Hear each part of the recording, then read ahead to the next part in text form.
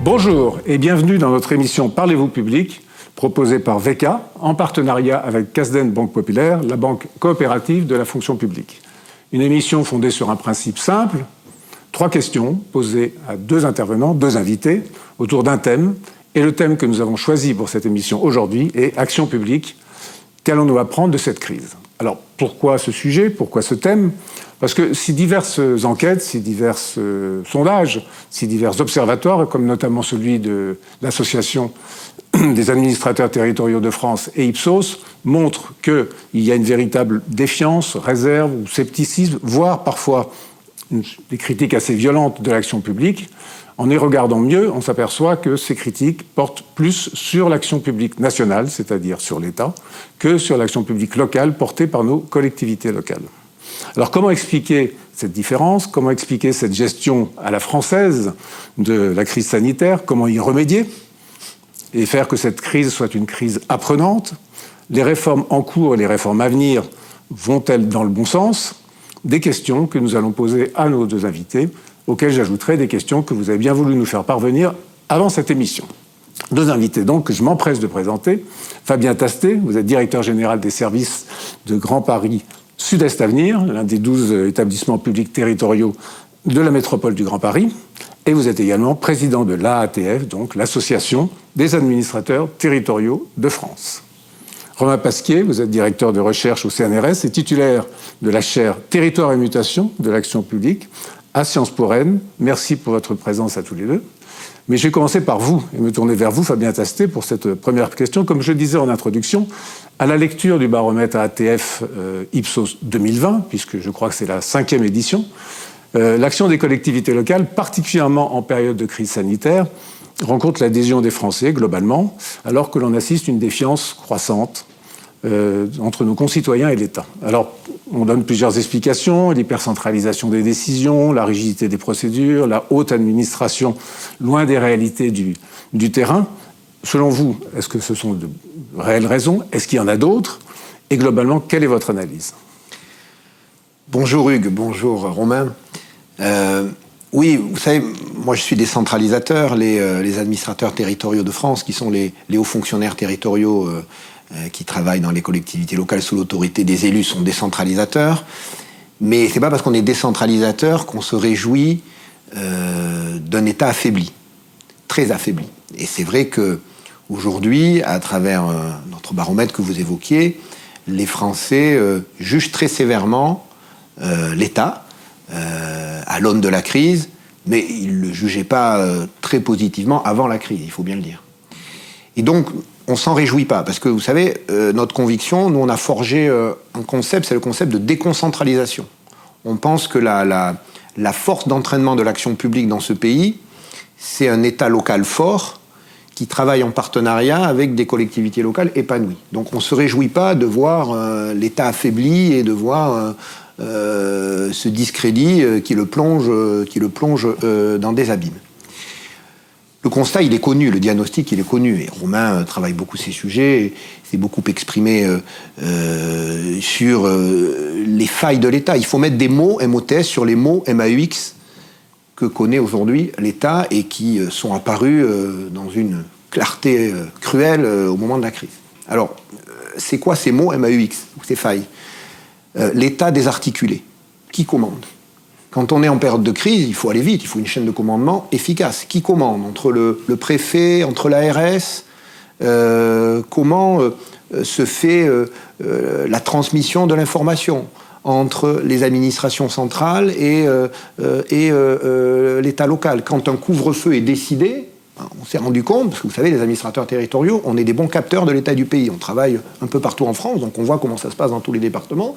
Eh bien, quand il y avait une mesure de couvre-feu qui était décidée, souvent on attendait quelques minutes avant l'entrée en vigueur du couvre-feu pour avoir les prescriptions du préfet au niveau local. Ce qui veut dire qu'on ne se parle pas entre ce qui se fait à Paris, dans les ministères, et ce qui se fait, sur le territoire. Donc l'État désarticulé. Et l'État désarticulé, comment dire, c'est l'État polyphone, c'est-à-dire tout le monde s'exprime, mais qui faut-il écouter? C'est un peu compliqué pour les interlocuteurs que sont les collectivités locales. Et l'État désarticulé, c'est l'État lent. C'est-à-dire que quand il n'y a pas une chaîne de commandement claire, évidemment, on n'est pas assez réactif. Voilà, donc il y a l'État désarticulé, ça c'est une faille importante.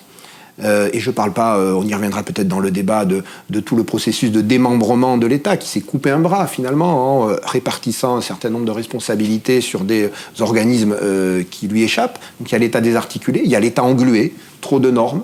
Et quand on passe son temps à normer, à faire des protocoles de 50 pages pour infantiliser les acteurs, expliquer comment il faut faire manger les enfants dans une cantine, etc., et bien quand on norme, on n'agit pas.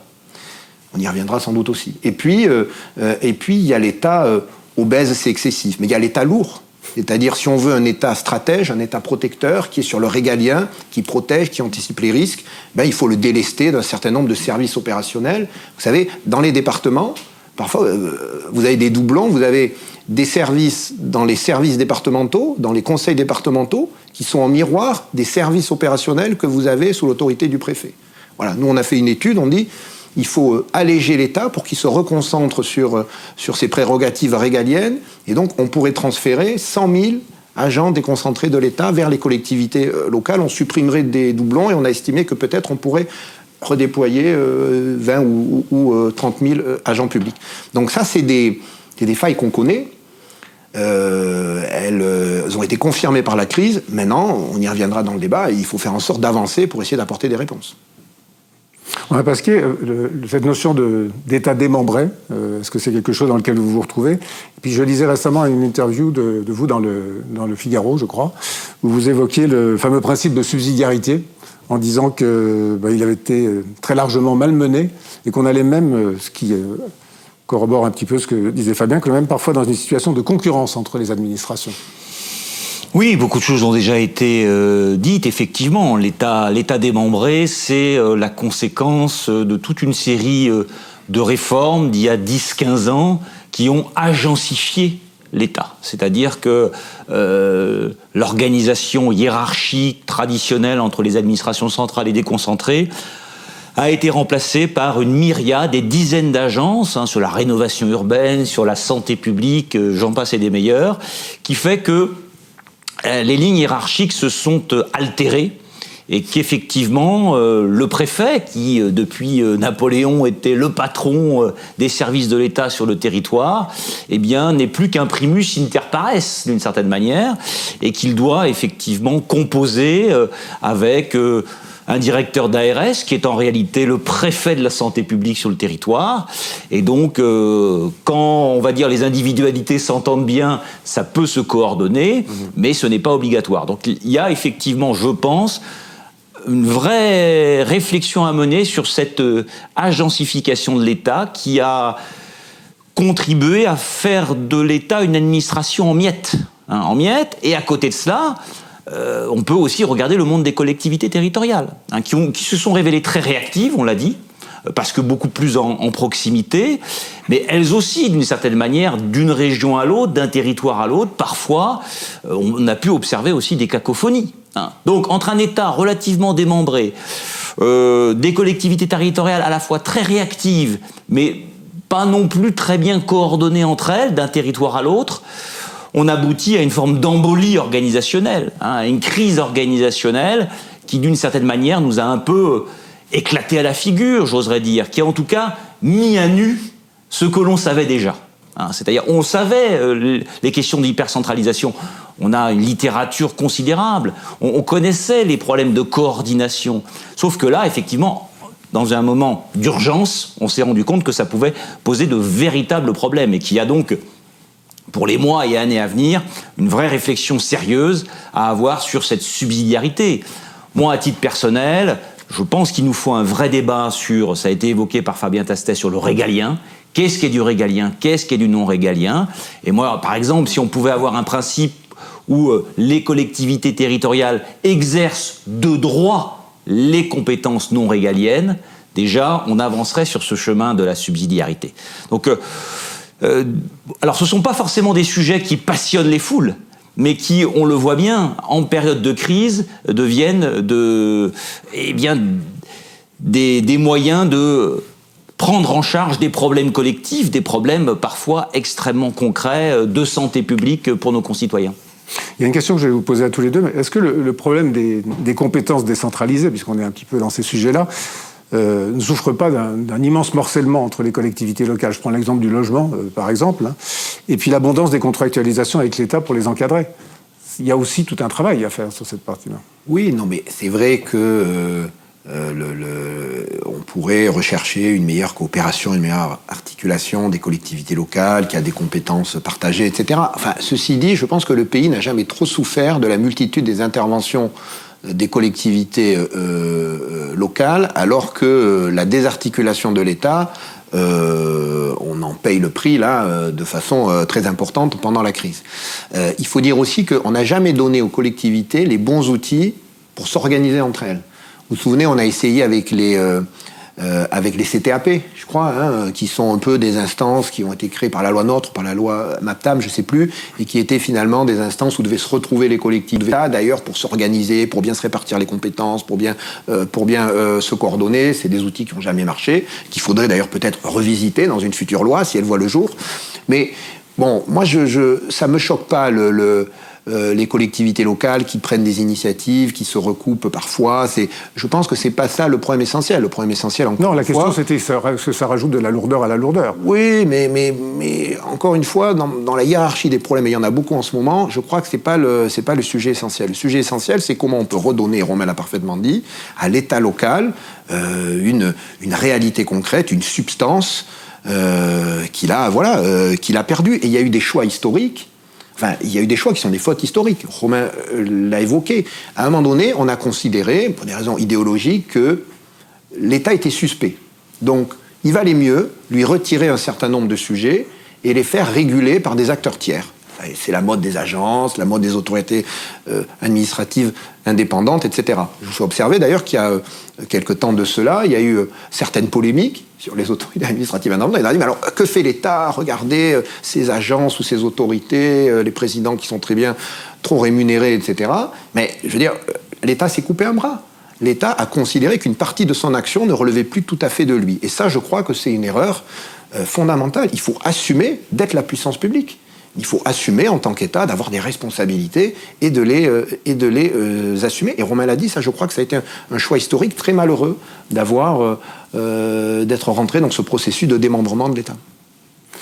Alors vous parliez tout à l'heure de coordination, c'est un mot que vous avez prononcé. Je voudrais qu'on revienne un peu sur la gestion de crise elle-même. C'est-à-dire que c'est vrai qu'aujourd'hui, que ce soit la neige, les canicules, les inondations, le nucléaire, les tempêtes et maintenant les pandémies, quasiment toutes les organisations publiques comme privées d'ailleurs, on va faire face à ces situations. Et elles ne peuvent plus se permettre d'improviser, on l'a bien compris, d'hésiter, de perdre du temps, de manquer de matériel, de manquer de compétences. Et une question se pose, c'est une question d'ailleurs qui rassemble beaucoup de questions que nous ont posées certains internautes que nous avons consultés, fonctionnaires territoriaux pour la plupart, c'est savoir si le temps n'est pas venu à ce qu'ils appellent des administrations protéiformes qui s'adapteront dans leurs procédures, dans leur déploiement de compétences et de moyens pour faire face à des crises dont on sait très bien qu'il est impossible aujourd'hui d'en définir la nature à l'avance. Très bien. Moi, je crois, et visiblement, les Français le jugent comme tel, moi, je crois quand même que les collectivités locales ont montré une agilité, une capacité à s'adapter, à se réinventer pendant la crise. On dit souvent, le statut, quel carcan, il faudrait faire sauter tout ça, c'est des poncifs qui circulent beaucoup. Mais le statut, si vous avez la volonté de l'utiliser, il vous permet quand même de faire beaucoup de choses et de vous adapter à la situation, notamment parce que les agents ne sont pas dans une relation contractuelle avec leur employeur. Ils sont dans une relation unilatérale. Si bien qu'en période de crise, mais même en période normale d'ailleurs, quand vous êtes un employeur public, le patron d'une collectivité locale, vous pouvez tout à fait redéployer vos agents pour les positionner, pour appeler les personnes âgées pour voir si elles vont bien, pour acheter, pour livrer des masques. Vous les repositionnez sur les enjeux du moment. Donc moi, je crois que les collectivités sont agiles et sont déjà, d'une certaine façon, protéiformes, comme vous le dites. Ce qui est important, c'est ce que disait Romain tout à l'heure, c'est-à-dire que puisqu'elles ont cette agilité, cette capacité à réagir en période de crise, il faut leur permettre de le faire. Et il faut, je suis parfaitement d'accord, reconnaître un droit à la subsidiarité, qui nous permettrait de considérer qu'en situation d'urgence, quand il y a un besoin en urgence ou un besoin en émergence, par exemple, il y a des besoins dont le traitement n'est pas encore réglé par le système institutionnel. Et bien, quand ces besoins émergent, donc urgence, émergence ou une carence d'un acteur institutionnel, l'État doit agir, mais il ne le fait pas. Il faudrait que les collectivités aient le droit d'agir, sans se poser de questions, sans se dire j'agis, mais est-ce que ma décision ne va pas être attaquée au tribunal administratif, est-ce que je ne prends pas des risques, etc., etc. Reconnaître un droit à la subsidiarité, c'est permettre finalement à l'agilité des collectivités locales de se déployer quand on en a besoin. Romain, sur cette question à la fois de la coordination, bien sûr, et puis de cette subsidiarité, particulièrement dans les périodes d'urgence. Oui, moi je partage. Clairement, on l'a vu sur l'affaire des masques. Et rappelez-vous l'affaire des tests. Les départements ont mis 1 mois et demi, voire 2 mois, à faire reconnaître que leur laboratoire vétérinaire pouvait être mobilisé pour faire monter en puissance le capacité de test, alors qu'on était à la traîne. Donc là, il y a eu des exemples extrêmement concrets qu'il va falloir étudier, où effectivement une clause générale de compétence de l'urgence devrait être reconnu aux collectivités territoriales, bien sûr dans un cadre réglementaire national, bien sûr en coopération avec un préfet renforcé. Je pense aussi qu'il faudra retirer des leçons en France de qui gère les crises. Est-ce que c'est le ministère de la Santé et les ARS qui sont est-ce que ce sont des institutions de gestion de crise? Moi, j'ai pas l'impression. Le ministère de l'Intérieur, oui, il sait faire. L'armée, oui, elle sait faire. En logistique, en gestion de crise, etc. La sécurité civile peut le faire aussi. Voilà, donc je pense qu'il faut aussi se poser les bonnes questions, qu'il y a un jeu organisationnel où on se positionne pour être plus en vue, ou en tout cas pas perdre de compétences ou de choses comme ça. Donc il y a la nécessité de clarifier le qui fait quoi en fonction de crise et reconnaître que le terrain, les collectivités territoriales, parce que elles connaissent les bassins d'emploi, parce qu'elles connaissent les associations, parce que effectivement les élus locaux sont très vite au courant de ce qui se passe, bien qu'elles peuvent facilement trouver les moyens d'agir au plus près dans l'urgence et encore une fois, là aussi en se coordonnant. Alors peut-être qu'au niveau territorial, il y aura besoin d'un niveau de coordination. Est-ce que c'est le niveau de l'EPCI? Est-ce que c'est le niveau départemental, le niveau régional? Là, je pense qu'il y a peut-être aussi une réflexion à avoir sur le pilotage à un moment donné, mais clairement reconnaître la réactivité, ça me paraît être de salubrité publique, oui. Et le plan de relance, je trouve, illustre autant que la crise ce qu'on est en train de dire et de dénoncer comme faille de l'État, c'est-à-dire le démembrement, l'éclatement, etc. Moi, je suis assez inquiet sur la mise en œuvre du plan de relance. Et j'invite chacune et chacun à suivre régulièrement le taux de consommation du plan de relance. Parce que le plan de relance, chacun au sein de l'État veut gérer son enveloppe.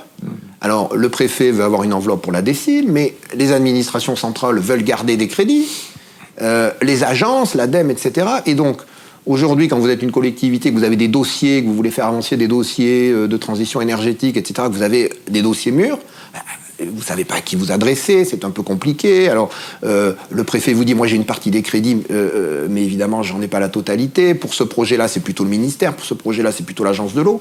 Voilà. Et ce qu'on décrit là des dysfonctionnements de l'État, on en mesure aussi les conséquences funestes à l'occasion du plan de relance. Et vraiment, j'invite chacune et chacun à avoir une grande attention, parce que je pense que ces défaillances-là vont bloquer ou ralentir, en tout état de cause, la mise en œuvre du plan de relance.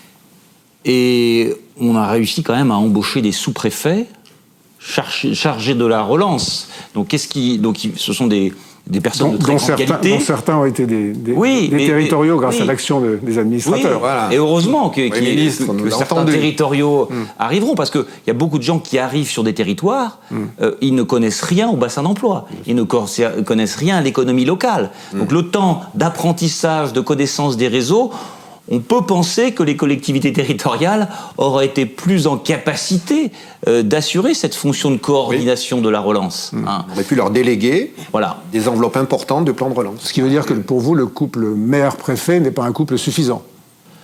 Non, c'est pas un couple suffisant. C'est un couple important. Mais sur des volets, notamment sur le volet économique, sur des volets infrastructure, il y a aussi d'autres voilà, d'autres responsables politiques territoriaux qu'il faut mobiliser. Bien sûr, les présidents de département, mais sur l'économie, aujourd'hui, les régions, quand même, vu leur taille, ce sont des enjeux aussi tout à fait considérables. Pour aller dans le sens d'une plus grande efficacité territoriale, comme vous l'évoquiez, est-ce que des propositions qui ont été faites, comme par le Sénat, je crois, par exemple que les ARS dépendent des régions, sont des choses qui vont dans le bon sens, ou est-ce que c'est un épiphénomène ? Moi, je pense qu'il faut de la responsabilité politique. Je pense que notre système, Fabien l'a dit, qui démantèle, qui démembre, qui partage ou qui dilue les responsabilités, fait que tout le monde se regarde, qui va agir, etc. Donc, d'où la mobilisation des élus locaux. Nous, il faut qu'on fasse parce qu'on est responsable. Donc, je pense qu'il faut remettre de la responsabilité politique dans la gestion de l'urgence, dans l'action publique en général. Et la responsabilité politique, dans une agence, je ne crois pas qu'un haut fonctionnaire, aussi compétent soit-il, qu'il ait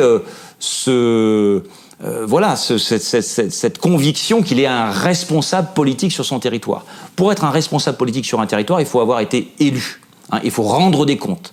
Et donc, effectivement, moi, je serais favorable, à titre personnel, qu'une ARS soit présidée par un président de région. Je pense que là, il y aurait une conception de l'action publique qui serait un peu différente. Très bien, sur ce thème-là. On diverge un peu. Je parlais tout à l'heure de déconcentralisation. Divergeons. Moi, je suis pour qu'on ait des préfets plus forts et des préfets qui... c'est une autre option, hein, mais je pense qu'elle fonctionnerait bien aussi.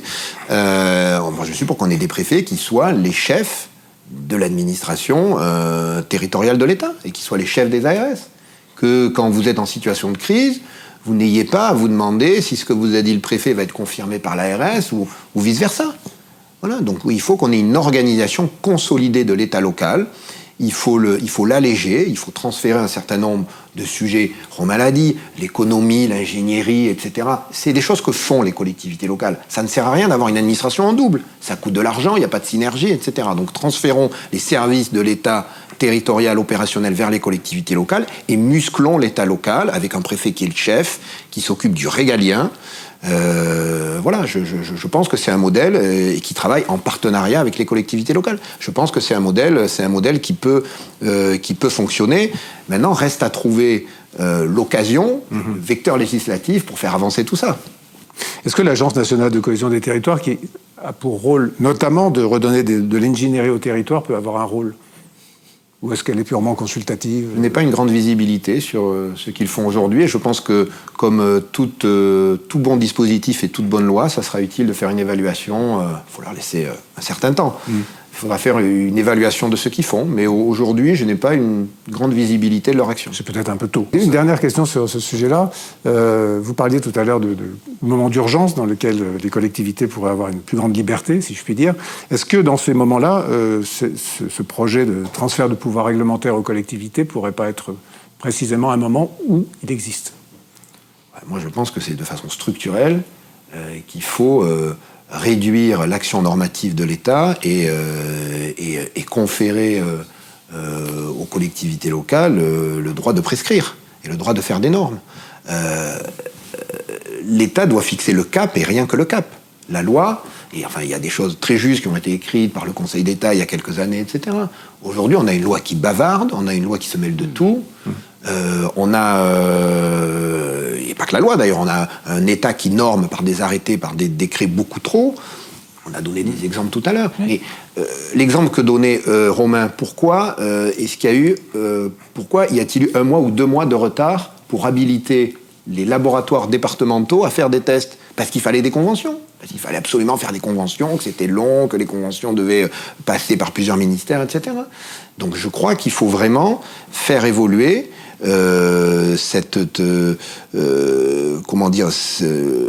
que l'État soit obnubilé par la norme. Vous savez, quand vous avez normé, vous n'avez pas changé la vie des gens. Hein. Non. Quand vous avez normé, vous n'avez pas changé.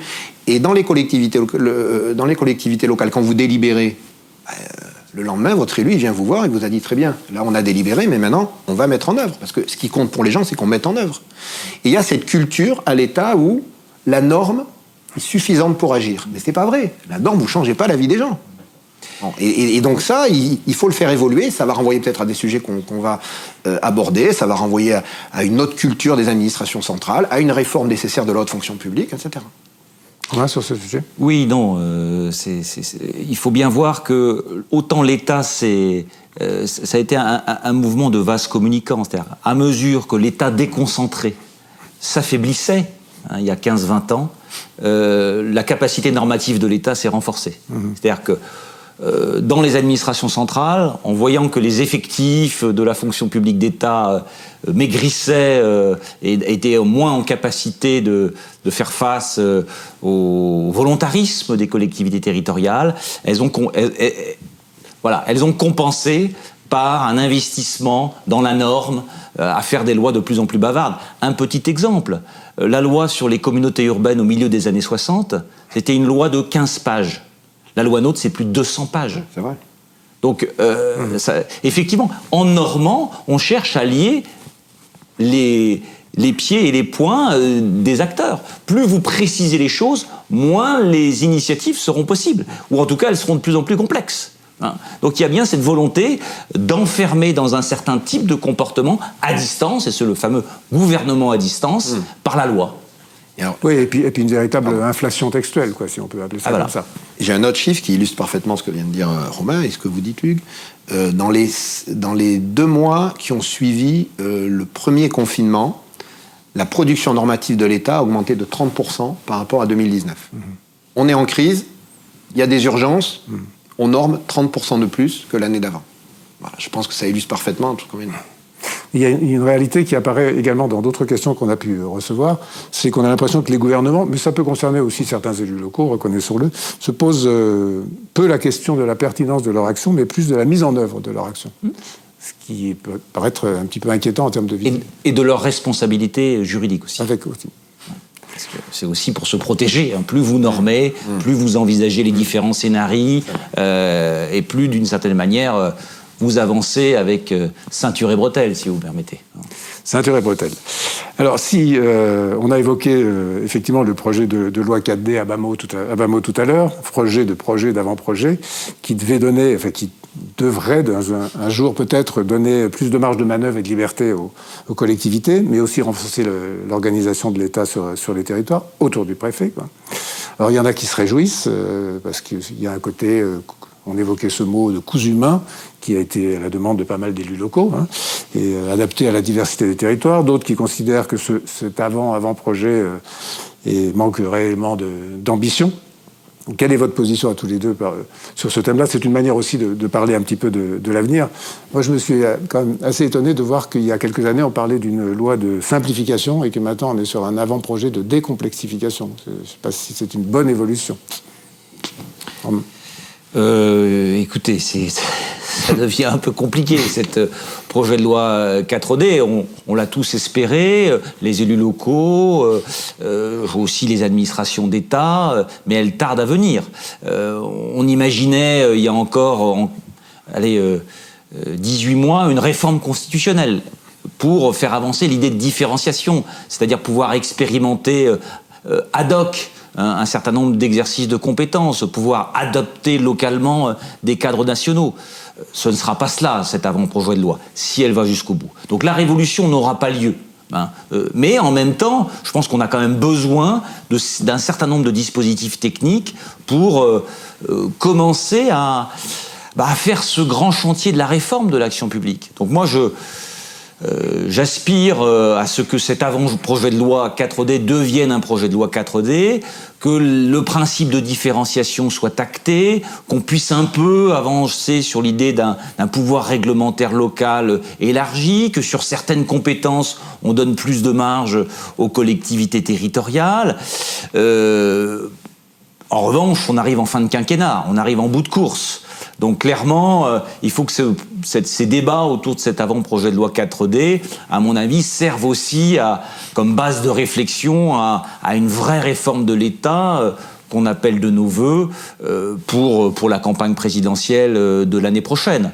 Donc j'espère que ce sera une petite marche vers un grand débat, mais sur des questions qui sont très importantes. La question de la différenciation. Je crois qu'autant la différenciation dans le modèle français, c'est très compliqué. L'égalitarisme nous coûte quand même beaucoup chaque jour en France. l'idée de différenciation permettait de réfléchir un peu différentiellement, un peu plus avec agilité. Donc, j'espère qu'avec cet avant-projet de loi, s'il arrive à se caler dans le calendrier législatif, nous permettra d'acter que ce débat entre égalité, différenciation, équité, il est derrière nous et on peut commencer à parler véritablement des choses importantes, comment améliorer l'action publique sur nos territoires. Fabien Tastet, je vous voyais parfois sourire, parfois hocher la tête. Ouais, non, parce que moi je suis adepte du grand soir, qui n'arrive jamais, je suis toujours déçu, mais oui, c'est vrai, parce le grand soir des collectivités locales, j'aimerais bien, mais il arrive jamais. Pourquoi est-ce qu'on a l'impression que toutes les politiques de décentralisation vont pas à leur terme? Ce que je veux dire, c'est qu'on a besoin d'une réforme d'ensemble, c'est-à-dire il y a une réforme des compétences. Maladie, je pense qu'il faut plus décentraliser, c'est l'aspiration du pays, on voit bien que la réactivité, l'efficacité des collectivités locales doivent pouvoir mieux s'exprimer, c'est vrai en termes de logement, de transport, de transition écologique, de relance. Nous on fait un certain nombre de propositions, donner par exemple la possibilité aux collectivités locales d'entrer dans le capital d'entreprise pour les booster, pour protéger l'emploi, pour développer les circuits courts, etc. Différencier peut-être le taux de foncier économique du foncier bâti, pour pouvoir avoir une vraie politique aussi de relance des entreprises par l'impôt, etc. Donc, il faut plus de compétences pour les collectivités locales. Mais ça ne doit pas être que ça, le projet. D'abord, si on veut que les collectivités locales agissent, aient un rôle d'amortisseur économique et social, il faut aussi un peu les muscler financièrement. Aujourd'hui, elles sont relativement fragiles. Regardez comment les départements, par exemple, qui ont essentiellement des recettes de flux, voit évidemment l'effet ciseau se développer en période de crise. Donc il y a toute une série de réflexions où on porte l'idée d'une fiscalité de résistance, c'est-à-dire de muscler les impôts de stock dans le panier des recettes des collectivités locales pour que justement, en période de crise, elles aient des budgets stables et qu'elles puissent agir. Donc compétences, finances, il faut une réforme du management.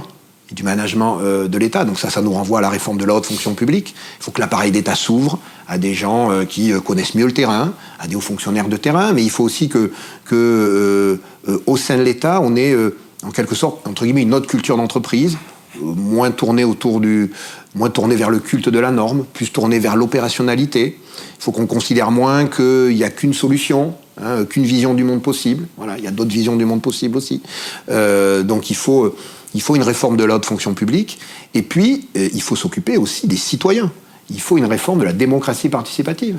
Parce que tout ça ne fonctionne que si nos concitoyens adhèrent, que si nos citoyens ne décrochent pas. Et donc, là aussi, il faut faire évoluer. On ne peut pas donner rendez-vous aux citoyens que tous les 5 ans et tous les 6 ans quand il y a une échéance électorale. Il faut les faire participer davantage. Nous, on porte l'idée d'auditeurs citoyens, par exemple. Voilà, il faut aussi une réforme de la démocratie participative. Donc, voilà, c'est un ensemble qu'il faut arriver à traiter. Ça n'a pas l'air pour tout de suite, comme disait Romain. Peut-être qu'il faudrait trouver un vaccin contre l'hypercentralisation de la haute administration de l'État, avec plusieurs piqûres. Oui, parce que... Et là, on a toutes les doses en plus. On a toutes les doses. Et ça ne sert à rien d'être girondin dans les textes si on est toujours jacomin dans les têtes. Voilà. Et donc ça, c'est pour ça vraiment que la réforme de la haute fonction publique, il y a plein d'objectifs à la réforme de la haute fonction publique, mais c'est aussi l'idée de changer la culture de l'État. Ce sera le mot de la fin. Il est vrai que cette crise, elle doit être l'occasion de faire évoluer nos organisations. Vous en parliez, celle de l'État, mais toujours celle des collectivités, les politiques publiques, évidemment, l'articulation de l'action publique pour une efficacité globale meilleure au service des citoyens. Merci à vous deux donc, pour la liberté et la clarté de vos propos. Merci à la CASDEN et à VECA de nous avoir rendu cette émission possible. La CASDEN participe à un cycle d'émissions sur différentes thématiques et la prochaine aura lieu sur le thème de la parité femmes-hommes. Je vous remercie et à très bientôt. Merci Hugues. Merci beaucoup.